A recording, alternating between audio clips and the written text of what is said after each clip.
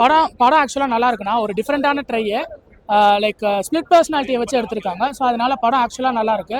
நிறைய பேர் ஜப்பான் மாதிரி இருக்குன்றாங்க. ஸோ ஜப்பான் ஷேட் இதில் அவ்வளோ இல்லை. ட்ரெய்லர் பார்த்து நானும் அதான் நினச்சேன். பட் ஆக்சுவலாக மூவி இஸ் ரியலி குட். வந்து கம்பல்சரி தேட்டரில் பார்க்கலாம்.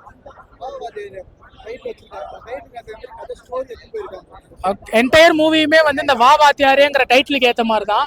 ஸோ நிறைய இடத்துல அந்த சீன்ஸையும் வந்து அந்த டைலாக்கையும் ஸ்பெசிஃபை பண்ணியிருப்பாங்க வா வாத்தியாருங்கிறத.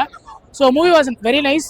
நலனோட நார்மல் மூவி மாதிரி இருக்காது, சூதுகவும் கககபோ மாதிரி இருக்காது. It's a different try. Compulsory வந்து தேட்டரில் பாருங்க.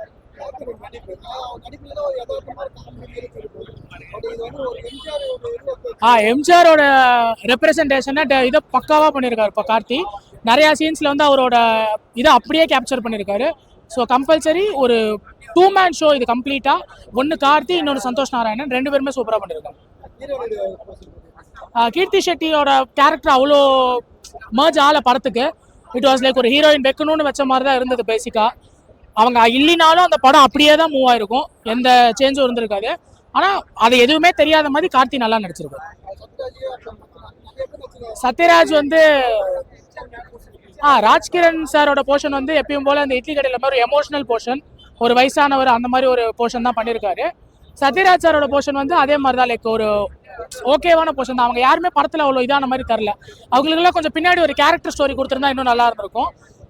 கார்த்தி தான் 1 மேன் ஜாப் கம்ப்ளீட்டா.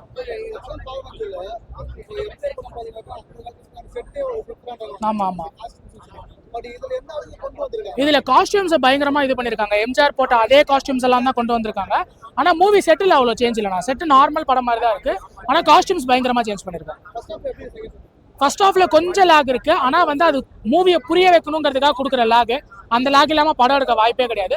செகண்ட் ஹாஃப் போனதே தெரியல, டக்குன்னு போயிடுச்சு.